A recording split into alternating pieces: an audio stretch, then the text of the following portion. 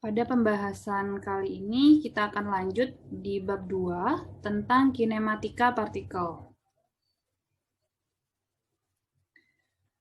Di dalam bab 2 ada beberapa subbab yang akan kita pelajari. Yang pertama adalah tentang besaran dalam kinematika, gerak satu dimensi atau kemudian kita sebut sebagai gerak lurus. Selanjutnya adalah gerak dua dimensi atau spesifiknya kita sebut sebagai gerak parabola, dan yang terakhir adalah gerak melingkar. Sebelum kita masuk pada subbab tadi, kita akan coba review sedikit tentang konsep gerak. Cabang ilmu yang mempelajari tentang gerak suatu benda kita sebut sebagai mekanika. Cabang mekanika ini kita bagi menjadi dua. Yang pertama adalah kinematika dan yang kedua adalah dinamika. Kinematika adalah ilmu yang mempelajari gerak benda tanpa mempersoalkan gaya yang menyebabkan benda bergerak. Sebaliknya, untuk dinamika adalah ilmu yang mempelajari gerak suatu benda dengan melibatkan gaya yang bekerja pada benda tersebut. Yang akan kita pelajari pada pembahasan kali ini adalah kinematika. Sedangkan dinamika kita akan bahas pada bab berikutnya.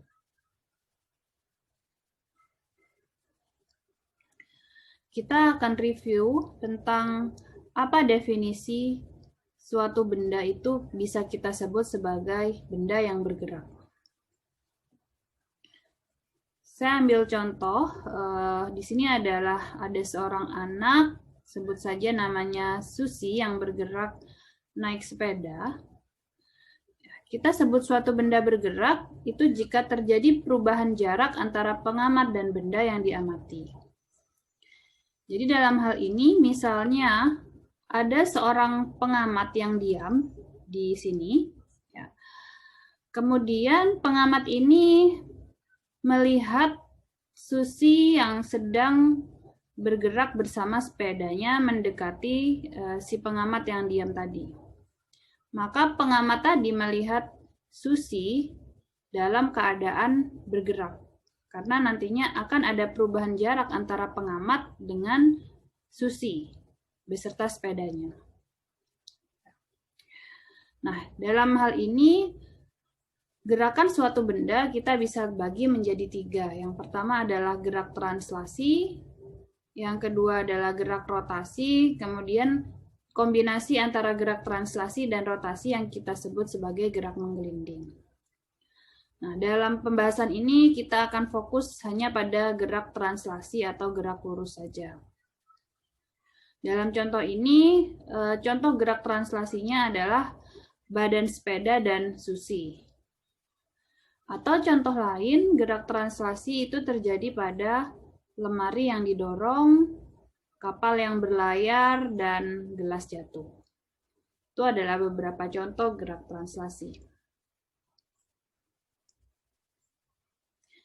Oke, pada pembahasan sebelumnya kita sudah belajar tentang besaran.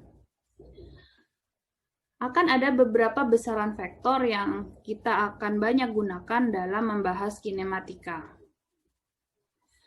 Yang pertama adalah vektor posisi, atau lebih spesifiknya nanti kita sebut sebagai pergeseran posisi atau perpindahan. Ini adalah merupakan besaran vektor. Besaran vektor yang kedua adalah kecepatan.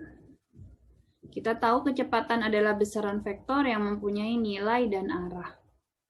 Dalam menentukan arah kecepatan itu arahnya akan selalu sama dengan arah gerakan benda.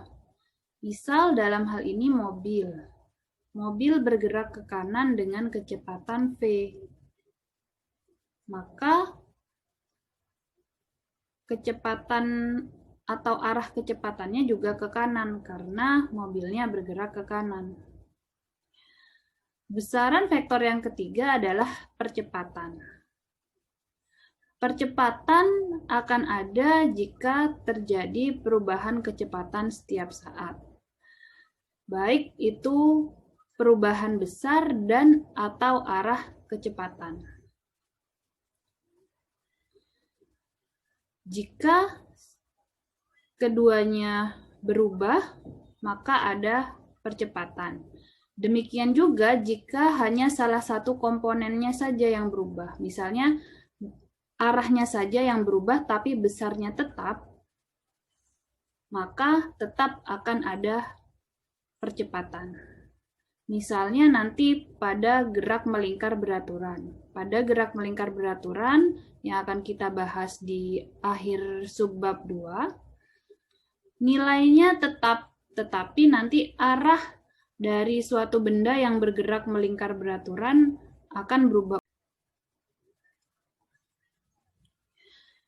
Oke, di sini ada dua istilah yang jangan sampai tertukar, yaitu jarak dan perpindahan.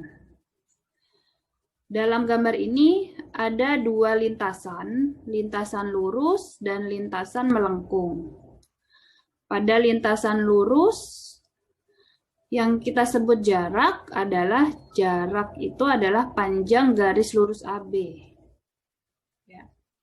Kemudian perpindahannya itu adalah perpindahan dari titik A ke titik B atau RAB yang kita bisa nyatakan sebagai RB min RA. Sedangkan untuk lintasan yang kedua, jaraknya itu adalah panjang busur AB ini. Namun perpindahannya itu sama dengan yang lintasan lurus, yaitu RB min RA. Sehingga kalau kita lihat di sini, jarak berbeda, perpindahannya sama. Jadi nanti harus bisa dibedakan apa itu jarak dan perpindahan. Jarak merupakan besaran skalar, perpindahan merupakan besaran vektor.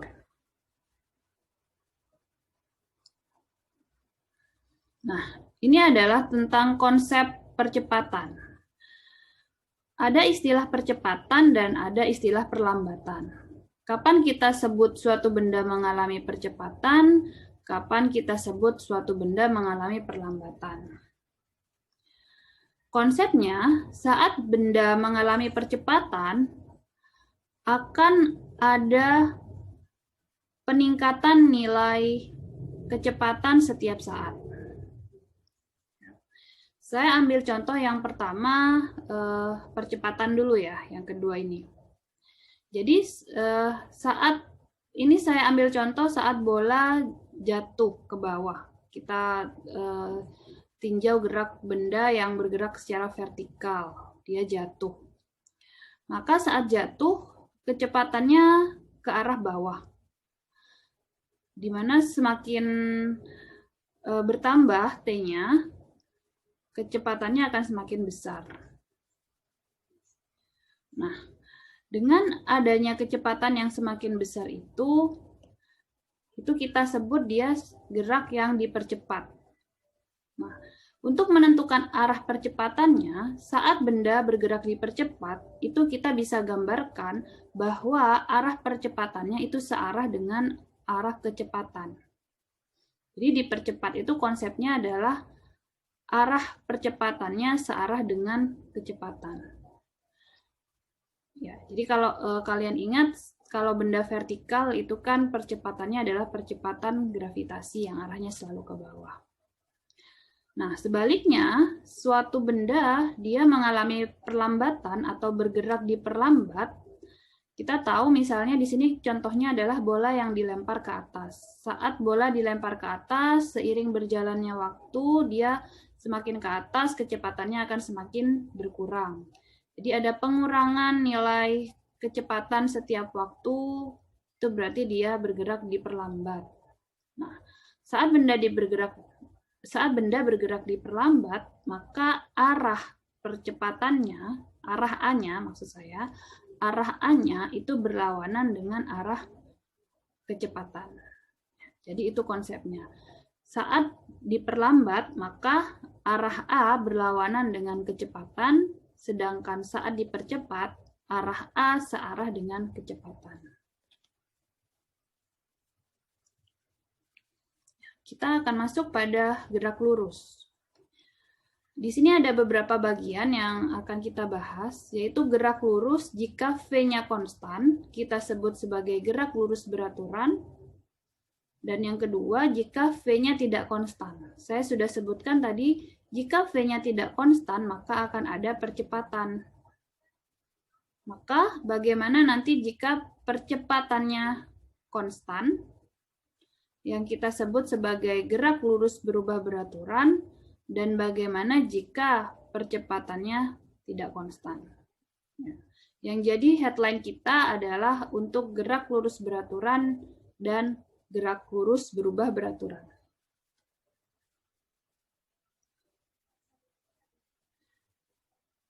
Yang pertama adalah jika kecepatannya konstan, atau yang kita sebut tadi gerak lurus beraturan.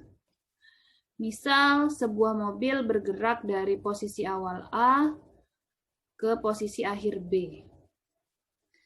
Maka akan ada pergeseran posisi dari A ke B. Sehingga secara matematis kita bisa sebut atau tuliskan bahwa V-nya itu adalah dx per dt. Sehingga dx itu sama dengan v dt. Kita gunakan integrasi seperti yang sudah kalian pelajari di matematika. Maka mobil itu berpindah dari A ke B, kita masukkan batas atas dan bawah dari integrasinya dari A ke B untuk V konstan. Jadi karena V-nya konstan, kita bisa keluarkan V dari integral, sehingga dari hasil perhitungan matematis ini kita bisa cari jarak yang ditempuh atau delta X-nya adalah sama dengan V delta T.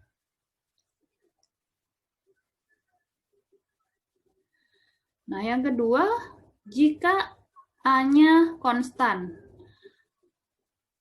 Dalam hal ini berarti ada perubahan kecepatan yang dialami oleh mobil. Jadi di sini kita tahu ada percepatan jika ada perubahan kecepatan setiap saat. Sehingga dv sama dengan ADT. Karena A-nya konstan tadi kita bisa keluarkan dari integral, sehingga kita bisa dapatkan persamaan pertama untuk gerak lurus berubah beraturan.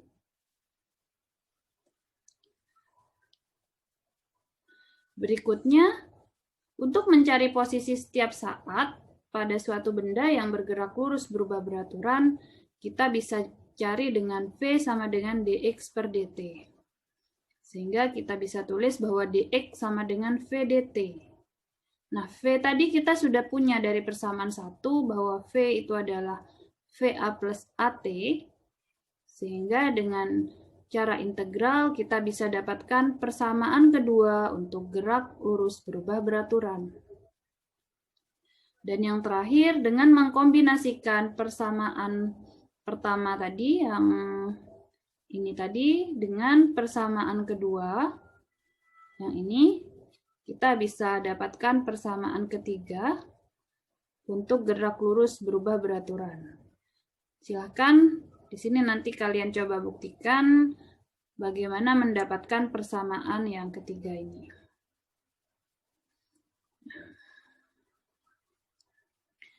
Oke, jadi tadi untuk V konstan kita punya persamaannya adalah delta X sama dengan V delta T.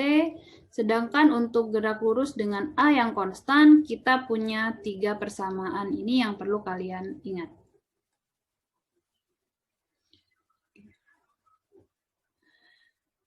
Jadi ini tadi kita ambil contoh untuk gerak yang horizontal ya. Nah, sekarang saya akan coba contohkan kasus yang lainnya jika geraknya vertikal. Jadi bedanya adalah kalau di sini geraknya vertikal, maka percepatan yang dialami oleh benda itu dia selalu konstan, yang mana percepatannya adalah percepatan gravitasi bumi yang besarnya adalah 9,8 meter per second kuadrat. Atau biasanya juga ada yang menuliskan untuk mempermudah itu adalah 10 meter per second kuadrat. Ya, jadi itu review untuk kinematika partikel. Selanjutnya saya sudah siapkan contoh soal, silahkan dipelajari setelah menyimak video ini.